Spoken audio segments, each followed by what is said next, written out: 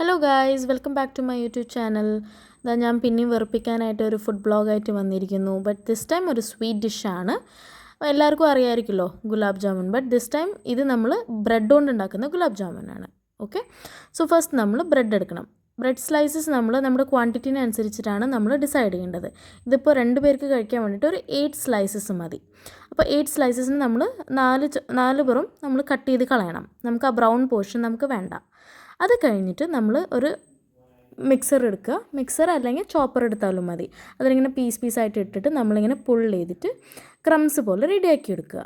അത് കഴിഞ്ഞ് നമ്മളൊരു പ്ലേറ്റിലേക്ക് ക്രംസ് ട്രാൻസ്ഫർ ചെയ്തിട്ട് റെഡിയാക്കുക. നമുക്ക് ഇതിന് മിക്സ് ചെയ്യണമല്ലോ. മിക്സ് ചെയ്യാൻ വേണ്ടിയിട്ട് നമ്മളൊരു മിൽക്കാണ് എടുക്കുന്നത്. ലൂക്ക് വാം മിൽക്കാണ് നമുക്ക് വേണ്ടത്.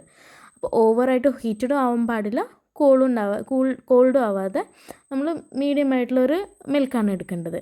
എടുത്തു കഴിഞ്ഞ് നമുക്ക് നല്ല ചപ്പാത്തിക്ക് കുഴക്കുന്ന പോലെ ഈ ഒരു കൺസിസ്റ്റൻസിയിൽ നമ്മൾ റെഡിയാക്കി എടുക്കണം. എന്നിട്ട് നമ്മളൊരു ബോൾ രൂപേണ മാറ്റി വയ്ക്കുക. അത് കഴിഞ്ഞ് നമുക്ക് ആ സൈഡിൽ പാരലൽ നമുക്ക് ഷുഗർ സിറപ്പ് റെഡിയാക്കണം. ഇനി നമ്മൾ ക്വാണ്ടിറ്റി നോക്കാം. അപ്പോൾ 1 കപ്പ് ഷുഗർ നമ്മളെടുത്തു. അതിന് 1.5 കപ്പ് വെള്ളമാണ് കേട്ടോ നമ്മൾ എടുക്കുന്നത്. അതിൽ കുറച്ച് ഏലക്കയിട്ട് നല്ലോണം ബോയിൽ ചെയ്യുക. അത് കഴിഞ്ഞ് പാരലൽ നമ്മളൊരു പാൻ എടുക്കുക.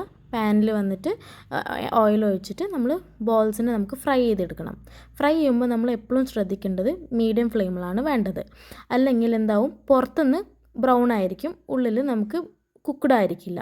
സോ നമുക്കത് കഴിക്കുമ്പോൾ നമുക്ക് റോ ടേസ്റ്റ് എപ്പോഴും ഫീൽ ചെയ്യും. സോ നമ്മളിങ്ങനെ മൂവ്മെൻറ്റ് ഇങ്ങനെ മെല്ലെ കൊടുത്ത് നമ്മൾ ബോത്ത് സൈഡ് നല്ലോണം കുക്കാക്കി കിട്ടണം.